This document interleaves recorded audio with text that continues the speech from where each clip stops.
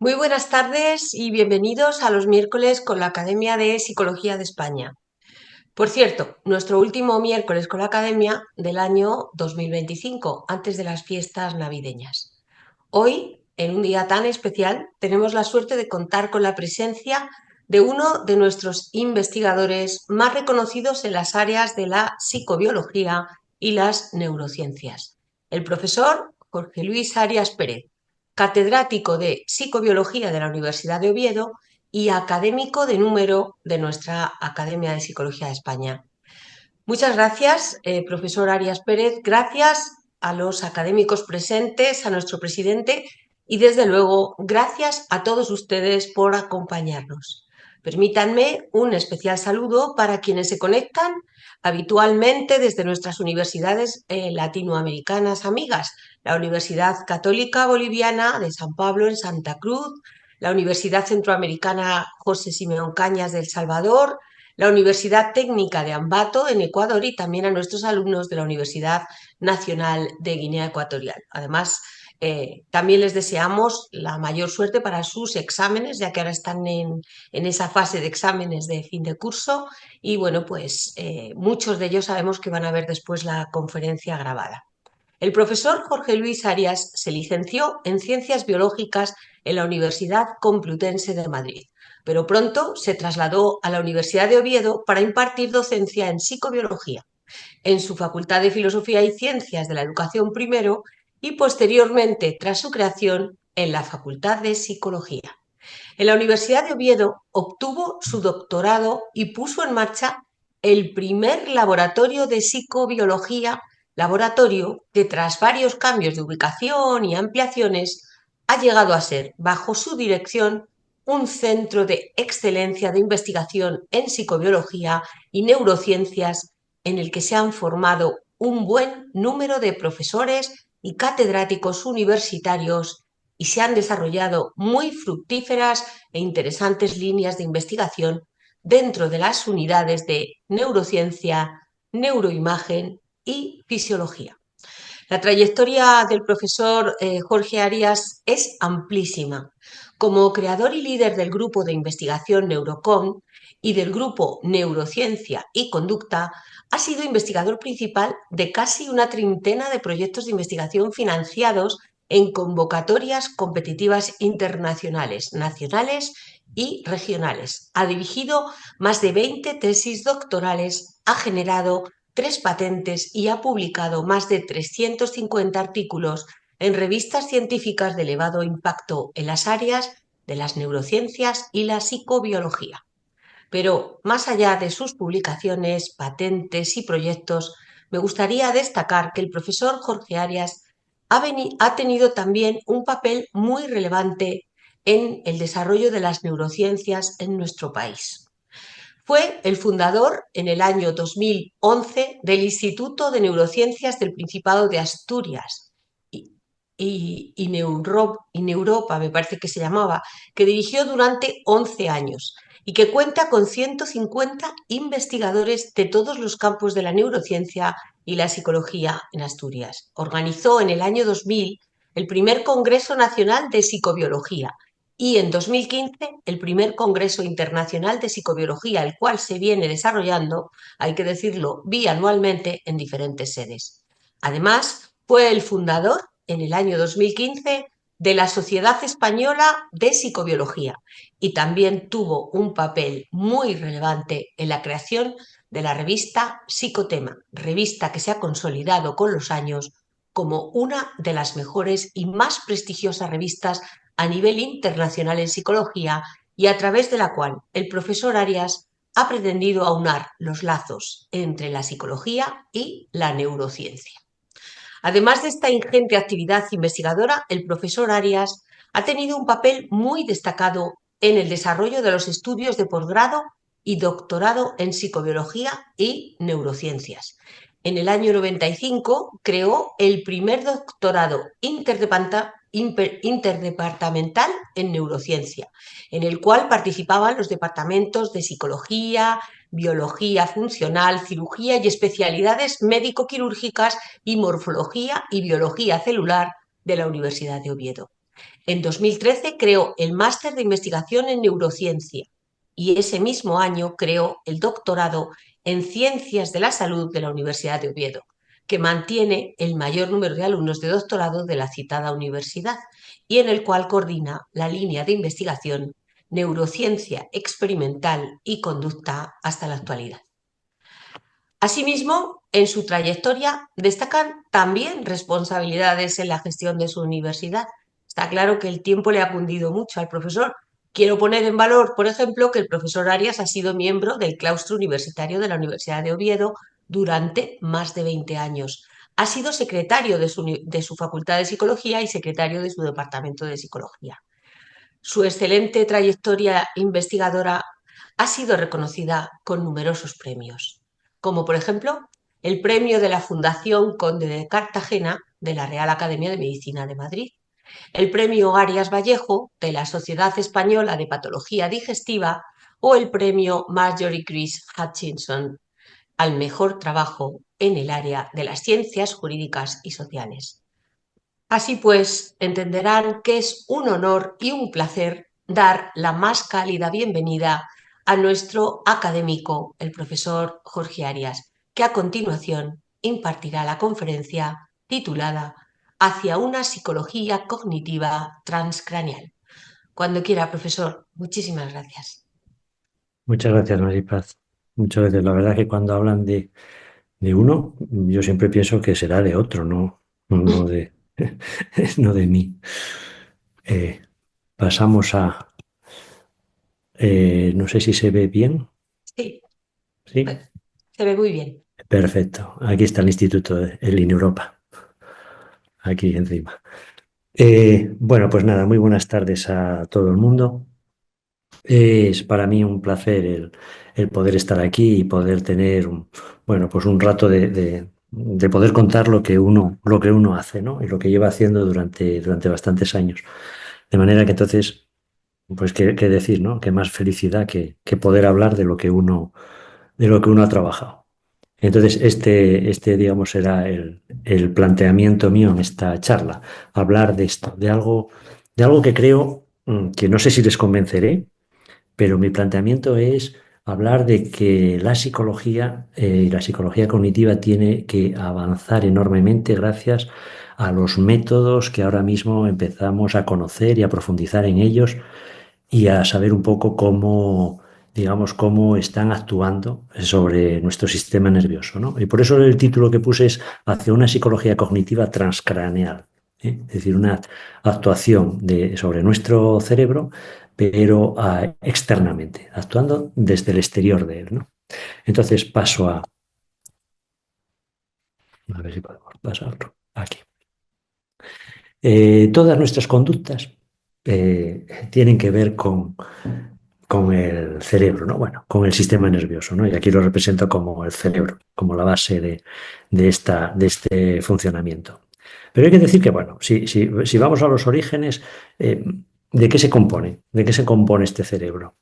Bueno, todos ustedes, bueno, pues ya lo saben, ¿no? Hablar de qué se compone el cerebro es hablar de don Santiago Ramón y Cajal, que era, aparte de un gran observador, observaba, yo siempre en esto hago hincapié a que observa algo que es sin movimiento, es unas secciones, y con esa imagen la intenta recomponer y la intenta interpretar funcionalmente, ¿no? Gracias, eso sí, a los grandes dibujos que pudo hacer por la técnica, ¿no? De la técnica mejorada de Golgi, ¿no? De tinciones de plata por las que pudo ver todas las ramificaciones de esas neuronas y pudo encontrarlas aisladas, que este fue el detalle, ¿no? Por eso creó a partir de ahí la teoría neuronal, ¿no? Que todavía hoy, bueno, pues vivimos justamente de ese gran descubrimiento para seguir avanzando. ¿Cuáles son las funciones principales de las neuronas? Bueno, pues evidentemente el recibir información y el transmitir información. Pero hay una cosa importante aquí, que es que no solamente es recibir y transmitir información, sino que también es procesarla. Es decir, que hay un procesamiento, ¿no? La neurona no recibe una información y transmite la misma, no, no. la procesa. Y este procesar puede ser incrementar, disminuir, modular. En fin, aquí tenemos ya las variaciones, ¿no? ¿Y todo esto cómo lo hacen las neuronas? Lo hacen por medio de, como todos sabemos, impulsos eléctricos y sustancias químicas, ¿no? Que son las que desarrollan esto. Aquí les pongo dos imágenes. Una imagen sencillamente de diseño y una imagen real, la de la derecha, una imagen real, una neurona donde podemos ver ahí su núcleo, su nucleolo, es decir, todas esas estructuras, ¿no?, que tiene, su retículo endoplásmico, incluso sus complejos de Golgi se ven ahí, y sus prolongaciones. Vale, estas prolongaciones son las que permiten ponerse en contacto con otras neuronas, ¿no? De manera que las neuronas, en definitiva, tienen que recoger información y pues, transmitirla, ¿no? Transmitirla a otras. Claro, tengan en cuenta que estamos hablando de muchísimas neuronas, ¿eh? Estamos hablando de que, bueno, pues una neurona puede recibir más de 6.000 contactos, ¿no?, con neuronas. Algunas pueden ser de la misma y otras no. Aquí estaría representado por inmunocitoquímica todos los contactos sinápticos que tiene esta neurona. Bueno, aquí se ve la representación y se ve lo masivo que es, ¿no? La gran cantidad de contactos que puede realizar. Y todo esto lo realiza a través de qué? A través de sus espinas dendríticas, que tienen esos salientes que a mí siempre me recuerdan un poco a los caramelos estos de palito, ¿no? A los chupachus. Y ahí es donde se está realizando, donde la otra neurona pues va a realizar el contacto con esta. Y así ven pues las posibilidades que tenemos, ¿no?, de poder contactar con muchísimas neuronas. De manera que entonces la neurona recibe información, pero mucha información, y después va ella a procesar esta información y transmitirá lo que pueda de eso. Claro, este paso final de transmitirlo a otra es a través, en nuestro caso, de mayormente sinapsis eléctricas. Y aquí les pongo a la derecha una imagen de microscopía electrónica, donde se pueden ver perfectamente las membranas por lo finitas que son, ¿no?, y muy bien marcadas ahí con el tetróxido de osmio, que lo marca muy bien, muy negro. Y aquí pueden ver entonces lo que es es decir, la parte, la que trae información, la presinapsis gas, que se caracteriza por esas vesiculitas, que tendrán su sustancia química. En esas zonas que ven aquí más negras marcadas, ¿no?, en estas zonas activas de la sinapsis habrá el intercambio a esa hendidura. La sustancia se expulsará a esa hendidura de 20 nanómetros aproximadamente. Y aquí podrá, si esta otra neurona, esta neurona postsináptica, reconoce esa información, pues entonces hará con ella el estimularse o el inhibirse. Aquí tenemos la imagen, ¿no?, un dibujo puesto encima para poder un poco comprender mejor esta imagen que tenemos a la derecha, ¿no? Entonces tendríamos las vesículas con su contenido, los pulsarían a ese espacio sináptico, y ahí tendríamos la parte activa donde podrá recogerse, reconocerse esa información y de aquí pues entonces generar ¿qué? Pues generar una actividad dentro de esta neurona. Fíjense que para todo esto necesitamos, como ven aquí, esta estructura que es la mitocondria, ¿no?, con esas láminas, ¿no?, de sus membranas, que es, bueno, pues quien aporta la energía, ¿no?, la mitocondria, la energía que es necesaria. Pero bueno, todo esto que les estoy hablando, ustedes ya lo conocen perfectamente. ¿Para qué les cuento yo todo esto? Se lo cuento porque quiero un poco reflejar en ello eh, las dos maneras de funcionar que tienen nuestras neuronas. Entonces, una neurona, miren, les pongo aquí, fijémonos en esta neurona del medio.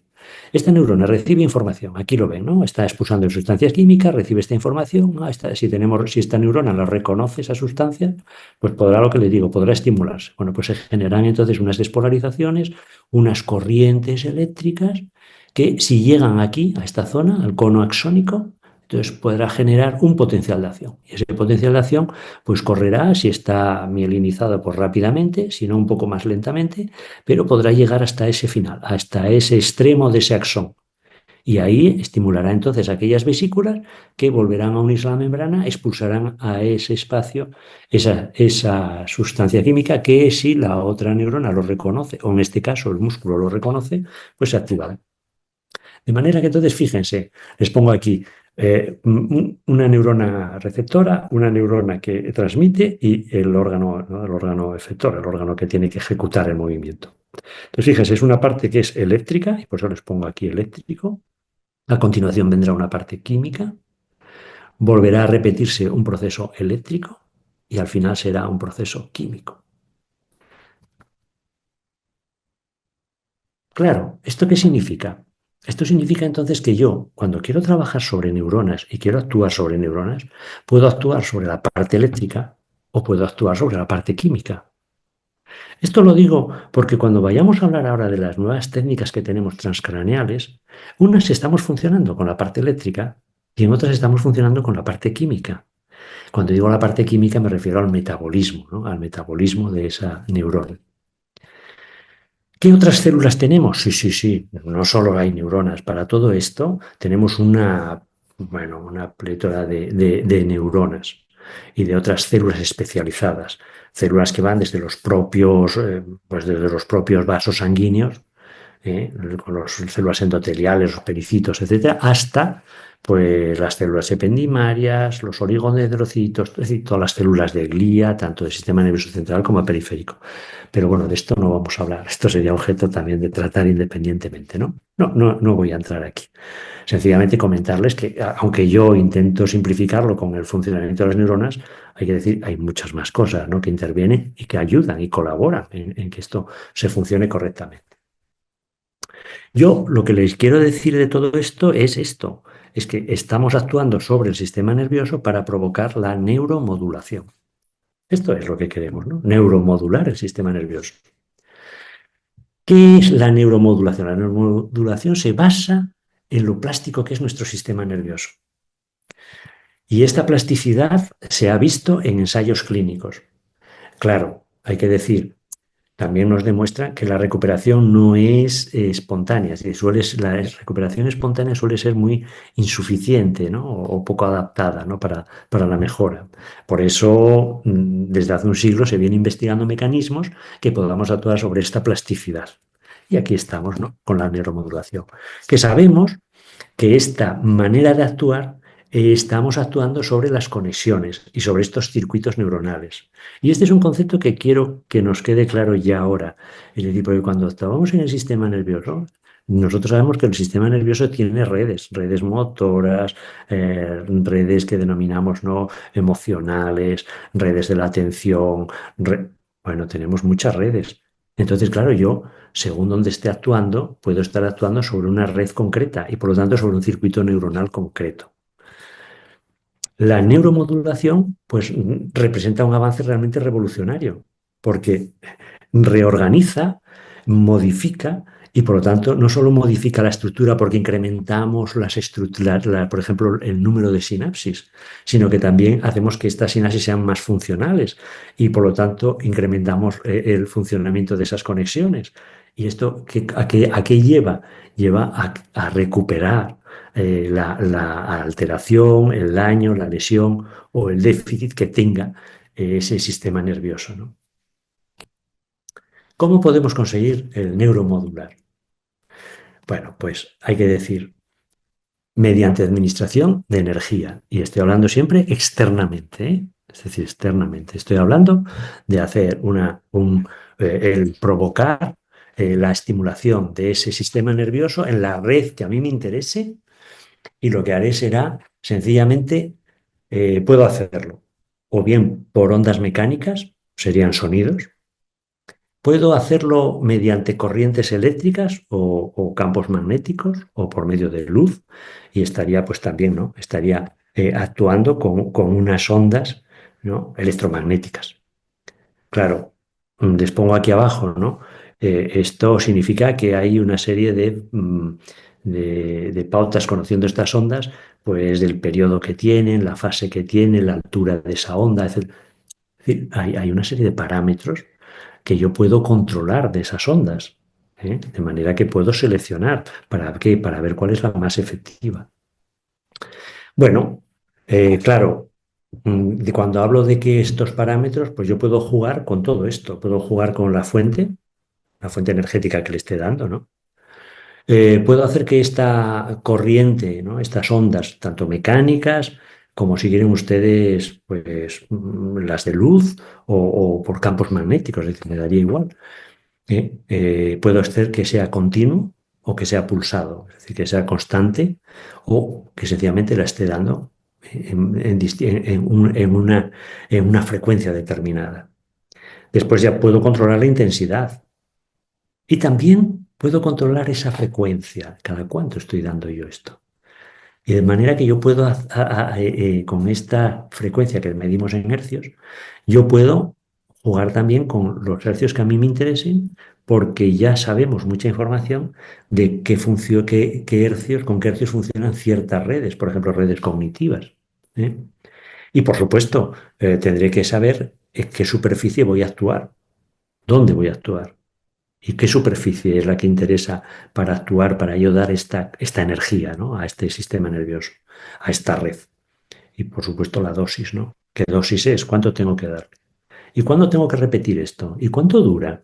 ¿Vale? De manera que entonces tengo muchos parámetros que tengo que conocer, pero estos parámetros y este conocimiento tengo que hacerlo gracias, ¿no? a la investigación, ¿no? A la investigación que hemos hecho experimental, que hemos hecho muchísimos investigadores y que nos han dado pie a tener ya parámetros, digamos, adecuados para ciertas resoluciones de problemas. ¿Qué propiedades tienen en común estas técnicas, ¿no? Por un lado, les decía, es transcraneal, no es invasiva, lo hacemos desde el exterior, de ese cuero cabelludo. Son indoloras, no causan ningún dolor. No se tienen descritos efectos secundarios. A lo mejor hay algún caso descrito, bueno, desde un grupo grande de pacientes, que a lo mejor una persona pues dice que durmió mal, que pareció como que despertó varias veces por la noche, que él normalmente dormía de continuo, o también que a lo mejor a la hora o así, que dice que puede tener un pequeña molestia de cabeza, no un dolor tipo migraña, pero un pequeño dolor de cabeza. Hemos visto, ¿no? Por muchos experimentos que son seguras. No hay alteraciones en nuestras neuronas, ni en su metabolismo que sea deleterio, ni tampoco en las células gliales, no se ha encontrado. Bueno, son técnicas que no usan anestesia, que el sujeto no tiene que estar hospitalizado, que son muy personalizables, porque podemos ir adecuándonos a el uso y lo que precisa cada persona. Y son muy económicas, ¿eh? Muy económicas. No tenemos que hacer un desarrollo enorme para poder adquirir sistemas o para montarlos. Bueno, aquí tenemos algunas de las técnicas neuromoduladoras que usamos con energía, ¿no?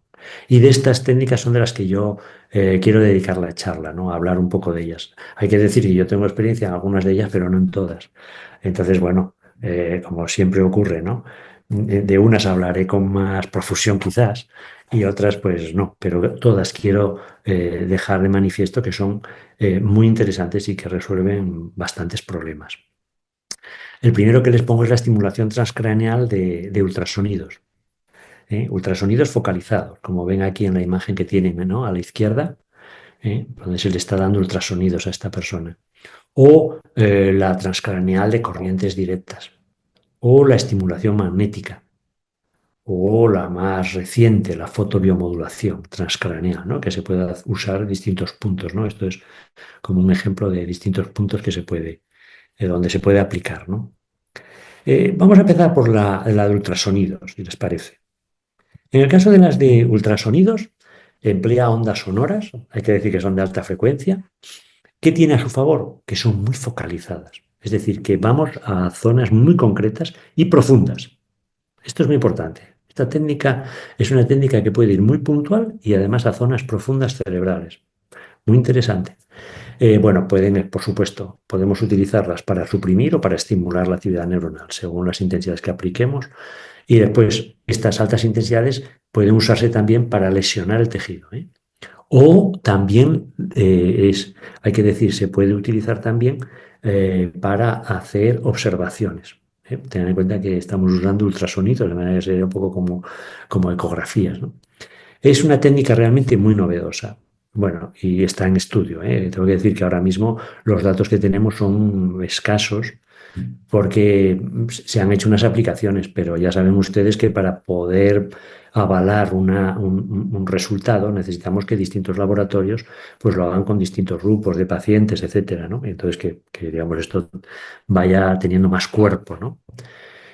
Entonces, ¿para qué se usa? Pues eso, para detectar enfermedades, ¿no? Para detectar si hay alteraciones cerebrovasculares, para diagnosticar accidentes, los tipos de accidentes que sean. Se han usado bien para tratamientos de temblores, bueno, epilepsia o depresión, ¿eh? Y ya digo que pocos trabajos, sí, pero resultados positivos, ¿eh? Resultados positivos. La estimulación transcranial por corriente directa, pues aquí ven, ¿no? Se puede aplicar en distintas zonas. Se colocan electrodos sobre el cuero cabelludo. Yo tengo que decir que antiguamente, como los electrodos eran bastante gruesos, había que rasurar, hacer pequeños roalitos en el cabello de la persona para que el electrodo pudiera recibir perfectamente, ¿no? Mandar esa corriente. Y claro, a la gente no le gustaba nada. La gente decía, yo no quiero que me hagan eso porque si me tienen que rapar, es decir, me da cómo salgo yo luego, ¿no? Con la cabeza y a trozos con pelo y trozos sin pelos, qué desastre. Bueno, esto evidentemente ya es historia. Estoy contando algo que es historia. La realidad ahora es que esos electrodos son muy pequeños y por lo tanto el registro y la manera de enviar estas corrientes eléctricas pues no requiere que haya ningún tipo de nada más. Se aplica directamente sobre ese cuero cabelludo. Se generan estas corrientes eléctricas constantes, son de baja intensidad, 1 amperio no más. Y esto pues aumenta la excitabilidad de las neuronas siempre que hagamos corrientes anódicas o la disminuimos porque hagamos corrientes catódicas, ¿no? ¿En qué tenemos buenos resultados? Pues fíjense, en depresión, en ansiedad, en dolor crónico, en migrañas. Y bueno, también se ha visto mejoras en funciones cognitivas, ¿no? Principalmente memoria, atención. Esta técnica de la que estamos hablando, ¿no? Esta, esta estimulación transcraneal, ¿no? Por corriente, lleva bastantes años funcionando. O sea, se ha aplicado, yo les pongo aquí una revisión hasta, digamos, hasta ahora, la más reciente que he cogido de este año ya, digamos, hasta el inicio del 26, los primeros artículos que ya están saliendo del 26. Ya saben que en las publicaciones vamos con antelación a que salga editada porque hoy podemos conservarlas, ¿no? Y estudiarlas, ¿no? Antes que en online. Pues entonces aquí lo ven ustedes, unos 10.500 artículos y vean cómo van creciendo a medida que nos estamos acercando, ¿no? A nuestro año, ¿no? Antes, hay que decir, en los electrodos se aplicaba colocando el electrodo en una zona específica del cuero cabelludo y buscábamos la área del cerebral, ¿no? Acercándonos a la zona de la corteza donde nos interesaría, por eso a través de ese cuero cabelludo, y ahí ajustábamos intensidad y tiempo del estímulo y así se hizo. Estas corrientes directas, por lo que sabemos es que despolarizan la membrana neuronal. Y entonces sabemos, por ejemplo, que estas corrientes, cuando son anódicas, provocan movimientos y desplazamientos de iones de calcio a través de la membrana. Y genera entonces potenciales, incrementa, ¿no? Facilita los potenciales a largo plazo. ¿Y por qué? Porque disminuye la liberación de neurotransmisor GABA, que es digamos, el mayor neurotransmisor inhibidor que tenemos, ¿no? Y también sabemos que puede hiperpolarizar si lo que empleamos son corrientes catódicas. ¿Y por qué es esto? Pues porque estamos actuando, induciendo, ¿no? La hiperpolarización porque estamos inhibiendo la liberación de glutamato, ¿no? El mayor neurotransmisor excitatorio. Y además el más abundante de todos los neurotransmisores que tenemos. Bueno, para conseguir esto, no es doy una dosis y ya está, resuelto el tema, no, no. Aquí hay que dar dosis durante varios días, de manera que ahí necesitamos sesiones de varios días, no menos de 5. Y esto, pues esto provoca entonces la excitabilidad o la inhibición cortical en las áreas donde nosotros hemos conectado, de manera que en un punto ponemos el ánodo, en otro ponemos el cátodo, si hacemos pasar esa corriente, pues entonces estaremos actuando en parte sobre esa red. Digo en parte, no totalmente. Claro, otra de las técnicas que usamos es la estimulación no con corrientes directas continuas, sino alternas. Es decir, que cambiamos constantemente el polo, ¿no? De manera que el electrodo está enviando ese ánodo, está dando constantemente cambiando, igual que, bueno, igual que la corriente que tenemos en nuestras casas, ¿no? Pasa de positivo a negativo Y este tipo de estudios se empezaron a hacer también. Y ya ven ustedes aquí, claro, hace muy pocos años hay muy pocos estudios todavía, tengo que decirlo, claro, es verdad. Hay pocos estudios, pero bueno, este suministro de estas corrientes que están constantemente cambiando, se ha visto que estas oscilaciones, pues lo que hacen es sincronizar a las neuronas corticales. Y por lo tanto, están sirviendo muy bien para modular ritmos cerebrales. Interesante, ¿no? Interesante. Y esto, pues claro, hay que decir que la elección de la frecuencia a alteraciones específicas todavía está estudiándose. Todavía estamos teniendo datos de los laboratorios, pero sí sabemos que tiene buenos resultados en rehabilitación de accidentes cerebrovasculares. Hay trabajos ya de distintos grupos de investigación actuando y mejorando sobre el envejecimiento, activando cognitivamente el cerebro y, bueno, en algunos trastornos psiquiátricos. Otra de las técnicas con estas corrientes es la estimulación transcraneal con lo que denomina ruido aleatorio, donde aquí lo que estamos cambiando son distintas frecuencias, ¿no? Y en este caso, bueno, ya ven, el número de artículos, pues que es muy poquitos, pero, claro, aquí estamos jugando ya con frecuencias más altas. ¿Eh? Estamos jugando con frecuencias que van desde 100 a los 1000 hercios, usamos diferentes polos, causamos una mayor estimulación cortical y esto se ha visto que tenemos resultados muy buenos actuando sobre funciones, por ejemplo, la estimulación sensorial, motora, en esquizofrenia, es decir, algunas neurodegenerativas como Parkinson o esclerosis múltiple. Y curiosamente se ha visto que no funciona igual en hombres que en mujeres. Y, por ejemplo, sabemos que es más efectivo el tratamiento realizarlo de tarde, por ejemplo, que de mañana. De manera que va un poco también con los ritmos que tiene la persona, ¿no? Por eso hay que primero saber qué ritmos son los que tienen estas personas, no son las que queremos hacer el tratamiento, ¿no? Otra de las técnicas que les decía es la estimulación magnética transcraneal. La estimulación magnética transcraneal, bueno, en humanos se usa, como ven ahí, S8, y desde ahí lo que hacemos es generar unas corrientes y estas corrientes generan un campo magnético que se convierte, ¿no? Activa a la parte eléctrica, ¿no? Esos pulsos magnéticos activan y por lo tanto cambian las frecuencias de las neuronas que están justo debajo de donde estamos aplicando estos pulsos magnéticos. Sabemos que frecuencias bajas pues inhiben y frecuencias altas pues se usan como estimulación.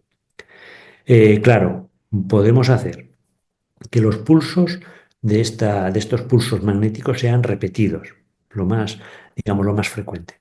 Que sea estimulación por un solo pulso. Se da una vez solo y, digamos, se espera un tiempo. O podemos ir a estimulación jugando con los hercios, con las frecuencias.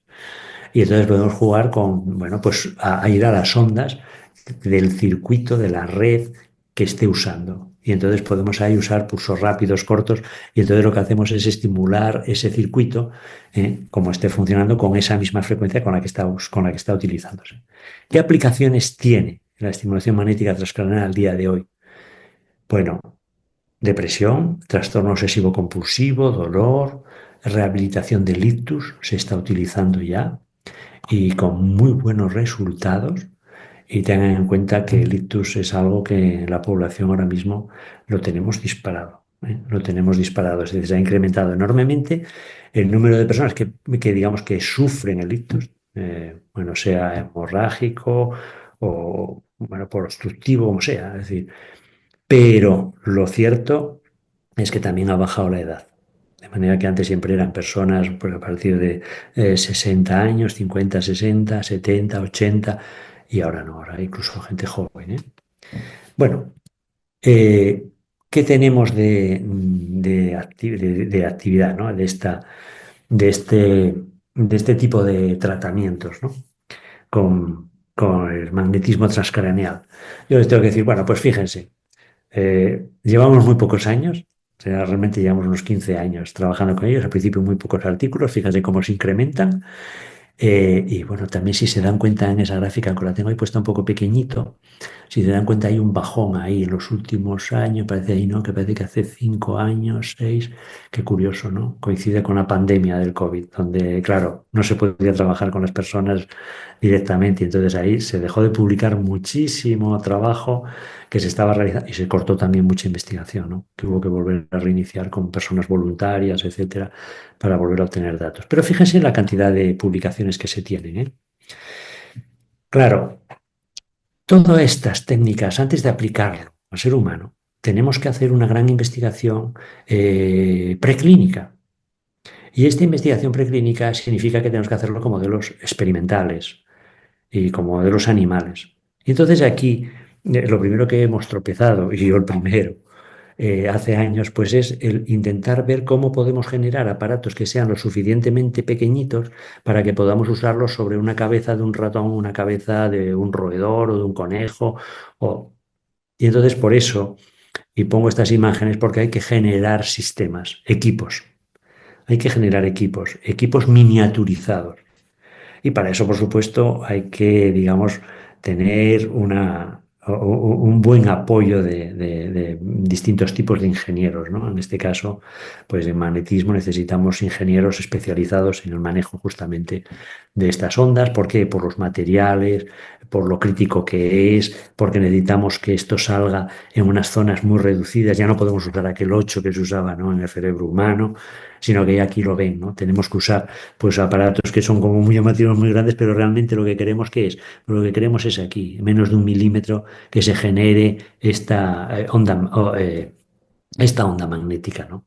Y que podamos actuar en la zona del cerebro que queramos. En este caso, nosotros, en este caso, pues la corteza pues, retroesplenial y como en qué zona concreta queríamos actuar dentro de ese cerebro, ¿no? Y esto, pues fue lo que, claro, yo no quiero cansarles, me encantaría contarles todos los experimentos, pero no quiero que ustedes se marchen de oír la charla. Lo que hay que hacer es, pues, muchos experimentos donde tenemos que dar, y les pongo solamente aquí un ejemplo.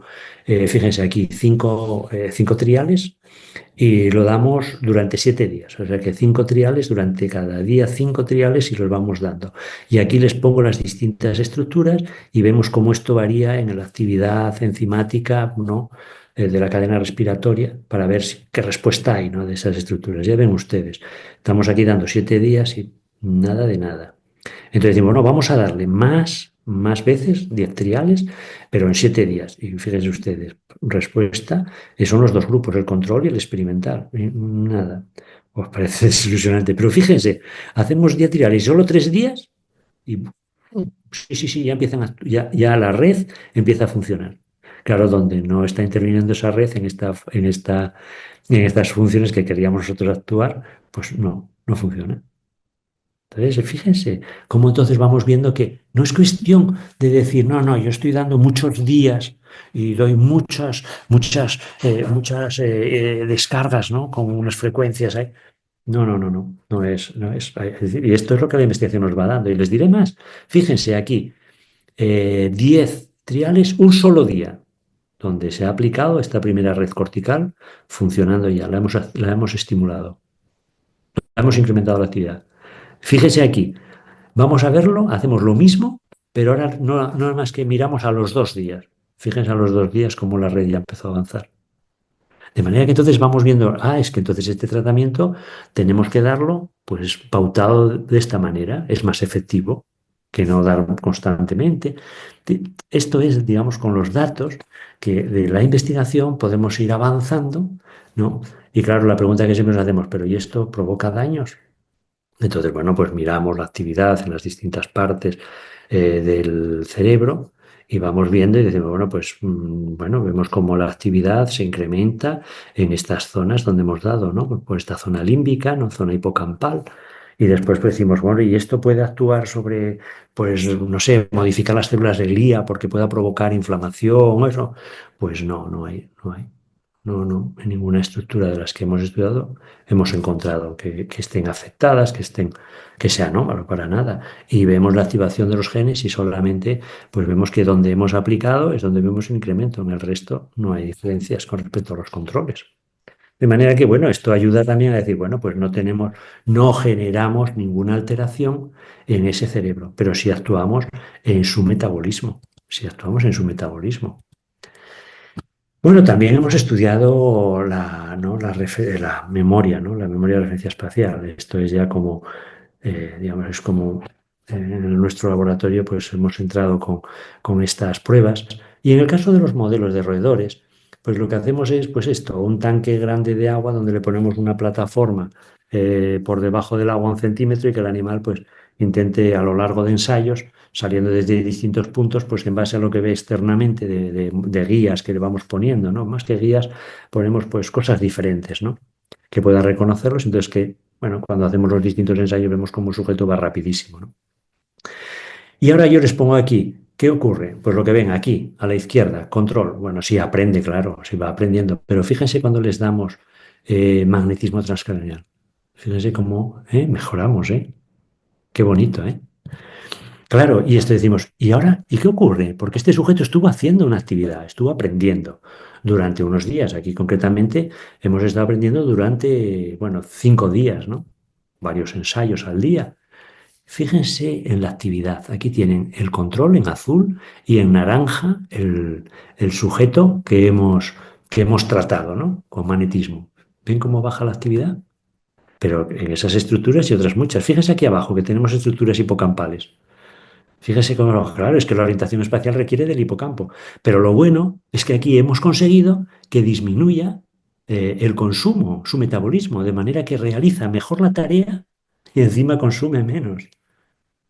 Claro, porque hemos aportado nosotros la energía, no tiene por qué gastar, no tiene por qué generar el gasto el mayor, se lo estamos dando nosotros, entonces lo beneficiamos en la tarea.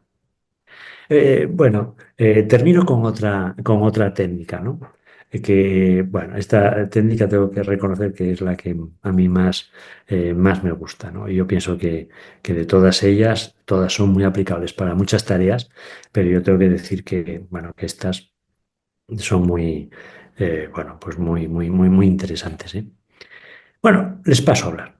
Aquí tenemos fotobiomodulación transcraneal, que consiste en que damos externamente luz. No se asusten, que no tenemos que dar en todos los sitios, ¿eh? Esto es la imagen que les puse antes. Aquí fíjate que esto es una pinza y está en la nariz, está dándole, irradiando. Aquí estaría en las zonas temporales, aquí estaría, ¿no? en las zonas frontales.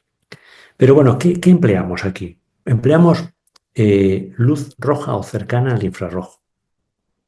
¿Esto por qué? Porque queremos actuar sobre las mitocondrias, porque sabemos que ciertas longitudes de onda mejoran la oxigenación y por lo tanto la circulación sanguínea en esas zonas. Ayudamos también, se ha visto, a regenerar las neuronas. Esto es importante porque saben ustedes que siempre durante toda nuestra vida estamos generando un número pequeño de neuronas en las zonas subventriculares, ¿no? Y estas neuronas, hoy día sabemos que si no se ponen en contacto con las neuronas ya existentes, pues entonces se pierden. Bueno, pues cuando hacemos estas aplicaciones de fotobiomodulación, estas neuronas las estimulamos para que hagan contactos con las que están ahí. De manera que entonces, digamos, mantenemos esas neuronas y no se pierden. Entonces hay mayor actividad. Bueno, reduce niveles de cortisol, favorece la neuroplasticidad, disminuye la apoptosis, es decir, son trabajos que han visto todo esto. ¿Para qué lo aplicamos? Pues lo hemos aplicado viendo que es efectivo para situaciones de depresión y de estrés. Lo estamos usando en mejoras de enfermedades neurodegenerativas. Hay que decir aquí, no quiero ser aquí como ya está resuelto. No, no. Queremos decir que con estos tratamientos tengan en cuenta que estos tratamientos de los que estamos hablando son transcraneales. No estamos en ningún momento afectando el tratamiento farmacológico, que es coadyuvante. Ayuda, mejora. O sea que el sujeto va con su tratamiento, pero con este otro tratamiento mejoramos esto. Y claro, en las enfermedades neurodegenerativas, el término lo dice, ¿no? Degeneran. Entonces, cuanto primero las aplicamos, pues digamos, mayor es el éxito de evitar esa degeneración, ¿no? Y esa apoptosis neuronal. Bueno, reduce la neuroinflamación. Esto es, digamos, de los primeros descubrimientos que se hizo con la luz. De hecho, favorece las cicatrizaciones, las heridas, que fueron los primeros experimentos. La piel la rejuvenece. Bueno, los ortodontistas lo usan muchísimo ¿para qué? Para bajar las inflamaciones por los tratamientos que se hacen en la boca, ¿no? De las piezas a colocar, etcétera. Reduce la alopecia, interesante, ¿no? Y bueno, y hay mejoras también incluso en diabetes. Esta fotobiomodulación tiene también muy poquitos años digamos, de publicaciones, pero fíjense que ya estamos con 11.000 casi 11.200 publicaciones. En fin, somos muy activos, estamos trabajando, somos muy poquitos, la verdad. Y yo animo a todo el mundo que quieran seguir, que trabajen con modelos para ver un poco cómo nos va funcionando. Incluso les comentaré luego, ¿no? A nivel clínico, porque tenemos que tener datos. Fíjense el bajón que tuvimos por la pandemia, ¿no? También nos afectó, por supuesto, a la gente que trabajaba con luz. Claro, cuando trabajamos con luz hay otros parámetros. Hay otros parámetros. Cuando trabajamos con luz, esta luz la podemos dar con láser o con LED. Yo tengo que decir, láser lo utilizamos en modelos animales porque son tan pequeñitos que necesitamos que el haz sea muy puntual para llegar donde queremos. En el caso nuestro, como hay muchas más neuronas, pues entonces usamos LED. Pues lo que estaba diciendo nada más era que podemos emplear la luz y nosotros hemos hecho experimentos en distintas condiciones, por ejemplo, sujetos jóvenes que han sido estresados, que han sido separados pues una hora de la madre. Entonces lo que se observa es que hemos tenido, como antes comentaba, generar unos sistemas adecuados para poder actuar sobre esas cabezas tan pequeñas y de esta manera hemos podido conseguir, pues en este caso, estos sujetos que cuando son jóvenes, pues se les enseña a utilizar este laberinto acuático y a que reconozcan dónde está la plataforma, pero cuando ya aprendieron le cambiamos la plataforma de sitio al sitio opuesto y todos los sujetos, pues digamos, en condiciones normales, pues los días van aprendiendo y cuando hacemos en condición normal sujetos controles, pues tienen flexibilidad, es decir, vuelven otra vez a reconocer como por unos pocos ensayos dónde estaba otra vez esa plataforma que se cambió de sitio. Pero en el caso de los que han sido estresados, pues ya ven que no. Es decir, no tienen posibilidad de tener esa flexibilidad. A estos mismos sujetos, cuando les damos nosotros luz, sí logran perfectamente el poder orientarse y saber dónde está esa plataforma. Si miramos en el cerebro y analizamos las partes, pues vemos lo que les decía antes, que baja la actividad. Es decir, baja la actividad a aquellos sujetos que nosotros hemos dado luz, de manera que realizan la tarea y encima consumen menos energía que los sujetos controles. En definitiva, esto lo hemos podido utilizar también en el envejecimiento y en el envejecimiento hemos visto también cómo, bueno, sujetos con mucha edad, en el caso de roedores, ¿no? Cercanos a los 2 años, y cómo después, pues dándoles luz, podemos ver que tienen flexibilidad que en condiciones normales no lo tienen. Y bueno, incluso podemos ver la activación de genes en la zona donde estamos aplicando esta actividad, ¿no? ¿Cómo funciona esta fotobiomodulación? Pues según la longitud de onda que nosotros usemos, podemos estar utilizando sobre pues canales iónicos de la membrana, podemos estar actuando, como les decía antes, sobre las propias mitocondrias, como ven ahí, y esta longitud de onda, pues se ha visto que actúa sobre las propias mitocondrias, pero también actúa generando ATP, energía, que es la que aprovechamos, también óxido nítrico, actuando también sobre los propios capilares y especies de oxígeno reactivas, así como esto permite actuar sobre genes en el propio ADN. Por eso la disminución de apoptosis, la regeneración, etcétera. Y esto, aplicándolo ya al ser humano, pues ya podemos estar haciendo pruebas clínicas, actuando en zonas específicas de la corteza cerebral, el tronco, como ven aquí, a través de la boca, o podemos actuar a través de la nariz, como veían antes, ¿no? Para intentar justamente esa zona orbital, ¿no? De prefrontal que podemos actuar. Y claro, por eso les decía que puede darse. Lo que pasa es que muchas casas comerciales aplican esto dando en todos los lados, pero no, no. Eso es, en fin, eso es no haber leído cantidad de trabajos de investigación que existe donde cómo podemos aplicar en redes muy concretas. Aquí les pongo un resumen de todo lo que al día de hoy hemos obtenido. Mejoras en oxigenación, en vascularización, en apoptosis, en sinaptogénesis, etcétera, etcétera.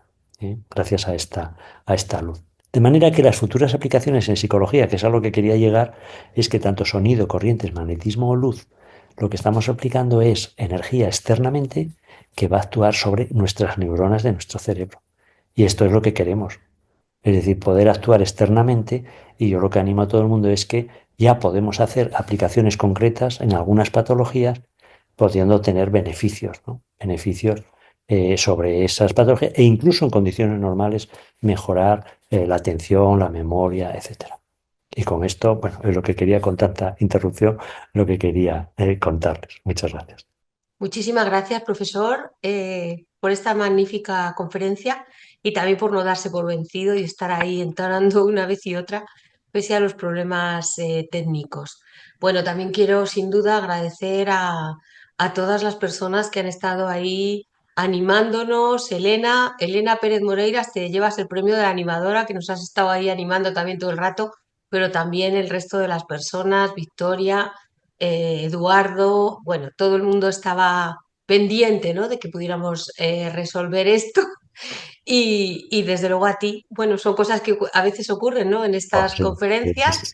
y bueno, pues como decimos a veces que todos los problemas sean así, la verdad que la aplicación suele funcionar bien, pero es verdad que a veces el wifi nos juega estas malas pasadas, ¿no?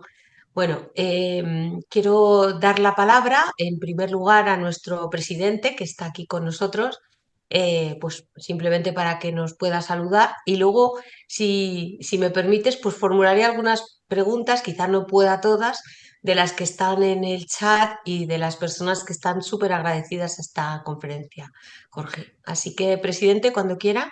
Muchas gracias, Maripaz. Enhorabuena, don Jorge Arias, que ha estado luchando con los estímulos y con los aparatos. Yo sé muy bien, porque yo también he tenido problemas de este tipo, pero son problemas que en definitiva ponen a prueba la fidelidad de los oyentes y de los asistentes, que se dan cuenta de que estas cosas que se están diciendo con tantas dificultades, sin embargo, son sumamente importantes e interesantes. Y me ha parecido una muy interesante innovación para mis modestos conocimientos de formas de terapia, el ver qué posibilidades tan grandes hay con estímulos que están al alcance de la mano. Así que enhorabuena a Jorge y confianza en que en ulteriores situaciones los estímulos los tendremos todavía más controlados y no se nos escaparán por ahí. Muchas gracias y felices Navidades a todos los asistentes que vienen sintiendo el interés y el valor de estas conferencias que la Academia viene proponiendo y que de alguna manera ensanchan nuestros conocimientos en direcciones muy innovadoras, como es el caso actual, y que en alguna medida nos pueden permitir ir mejorando nuestros propios conocimientos y nuestras propias posiciones respecto de la psicología y la intervención. Enhorabuena otra vez, felices Navidades a todos y muy feliz a nuestra dirigente y guía Maripaz, que lleva estas sesiones con un timonel extraordinariamente firme y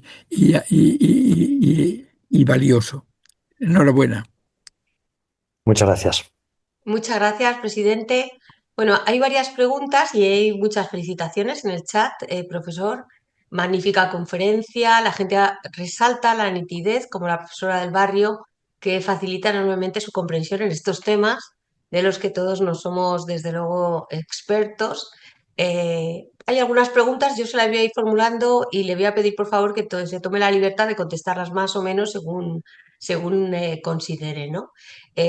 Nuestro compañero psicólogo de la Universidad de México, Eduardo Leal, nos pregunta en qué grado se ha trabajado en conjunto con psiquiatras y psicólogos clínicos para confirmar estas mejoras en los trastornos de ansiedad de los diferentes trastornos.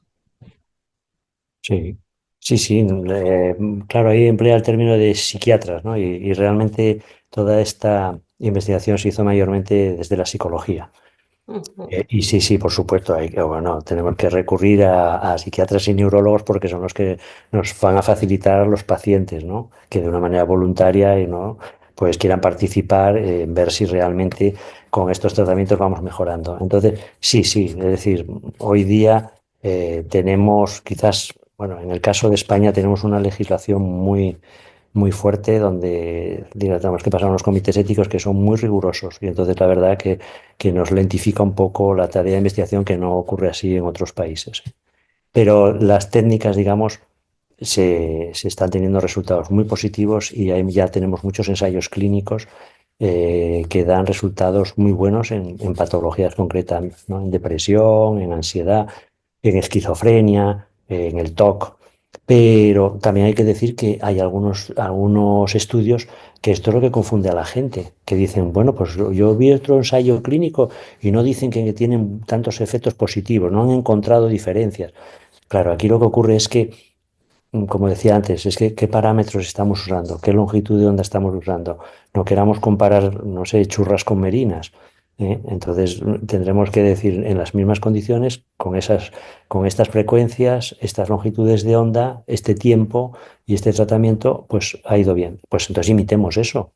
No queramos decir, no, yo es que como no tengo esa opción, pero bueno, uso otra. Bueno, es que eso ya es el azar creador, ¿eh? Entonces, no, pero en principio, si tenemos ya ensayos clínicos, estamos avanzando en ello y de aquí también. En mi laboratorio estamos haciendo ya y estamos en colaboración con hospitales haciendo tratamientos, ¿no? Y ver un poco también cuánto es la mejoría, cuánto es la dosis, cuánto es la repetición del tratamiento si lo requiere. Y bueno, estamos muy ilusionados, la verdad. Y yo animo a todo el mundo que pueda, el que intente hacer la aplicación de alguna de estas técnicas, porque, bueno, sus pacientes se lo agradecerán.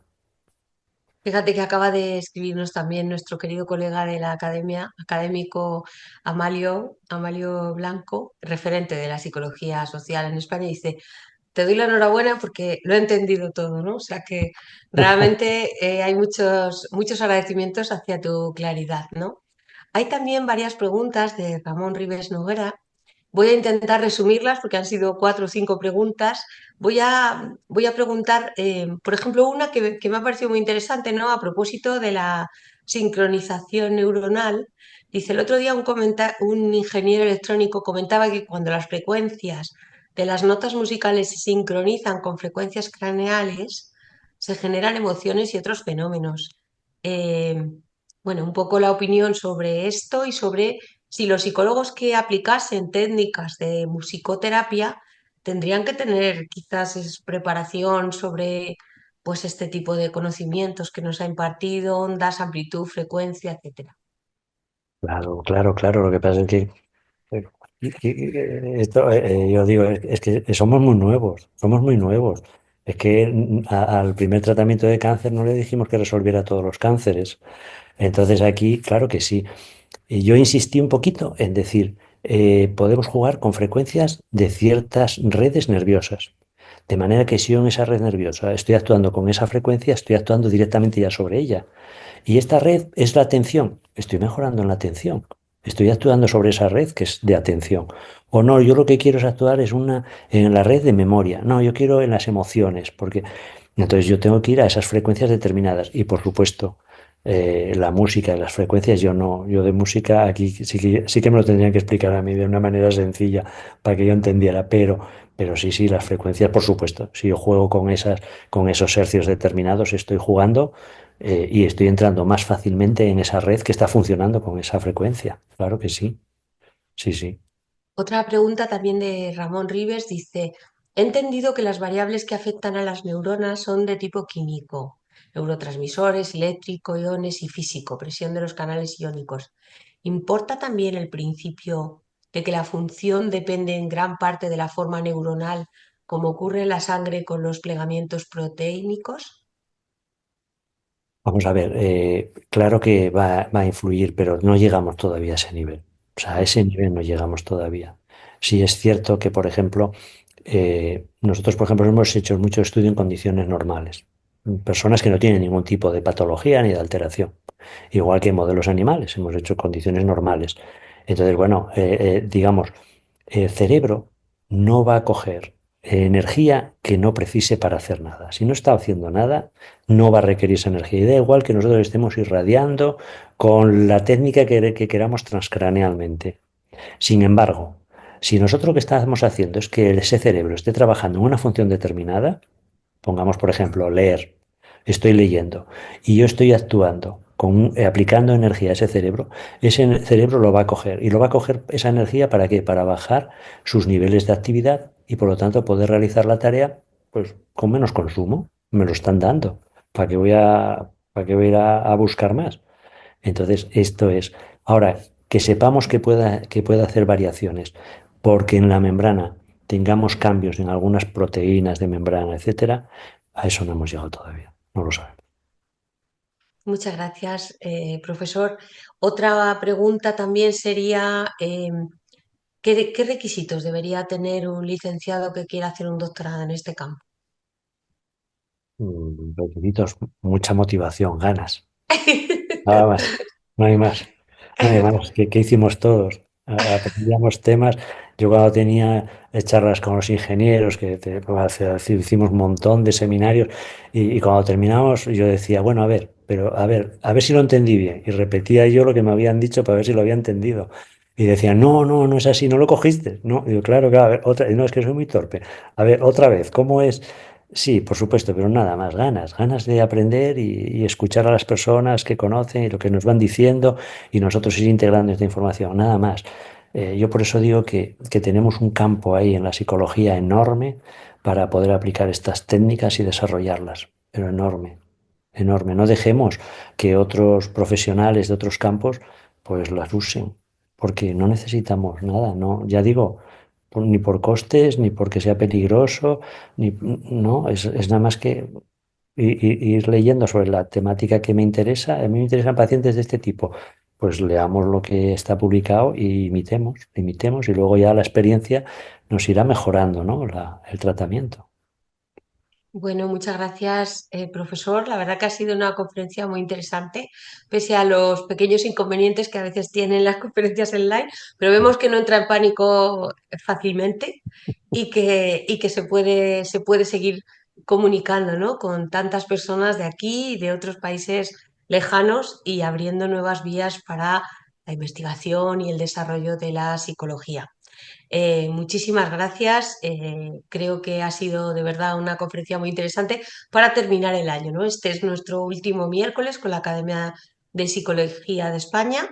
Tengo que decir que aunque es el último miércoles, mañana hay una conferencia que no está organizada por los miércoles con la Academia de Psicología de España, pero sí es una conferencia que organiza el Colegio Oficial de la Psicología de la Comunidad Valenciana con nuestros académicos. Es un webinar. Y mañana tenemos el webinar del profesor José María Peiró con su conferencia Análisis en profundidad de los episodios de incapacidad temporal en España, que es uno de los problemas que tenemos en España, ¿no? La cantidad de bajas laborales, lecciones aprendidas y retos planteados. La información sobre esta conferencia está en nuestra página web, como toda la información que nosotros, de todas las actividades que vamos haciendo. Nuestra página web es muy sencilla de recordar, academiapsicología.com, y ahí aparecen todas nuestras conferencias y todas las actividades. Así que les invitamos a que tengan una muy feliz Navidad y también les emplazamos a que, bueno, pues se conecten a nuestra página para ir viendo las actividades que haremos a partir de enero en el 2026. Ha sido una manera muy interesante y muy prometedora de terminar el año con nuestro querido profesor y académico Jorge Arias. Así que muchas gracias a todos ustedes y nos vemos el año que viene en nuestros miércoles con la Academia de Psicología de España. Muchas gracias por seguirnos y feliz Navidad. Muchas gracias. Feliz Navidad.